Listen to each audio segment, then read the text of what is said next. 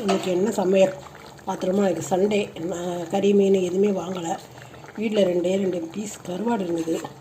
அதோட கத்திரிக்காய், அப்புறம் உருளைக்கிழங்கு, எல்லாம் கருவாடு பீஸ் அதை போட்டு முட்டை 2 வேக வச்சு போட்டு முட்டை குழம்பு வச்சுட்டேன். இதில் கருவாடு முட்டை குழம்பு. எனக்கு இந்த உடச்சி ஊற்றின முட்டை குழம்பு பிடிக்கும். அதனால் ஒரே ஒரு முட்டையை உடச்சி ஊற்றி வச்சுருக்கிறேன். அதுதான் இன்றைக்கி நம்ம மத்தியானம் நம்மளுடைய லஞ்ச்.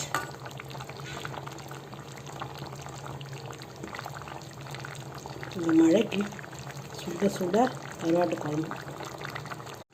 இது திருக்க கருவாடு.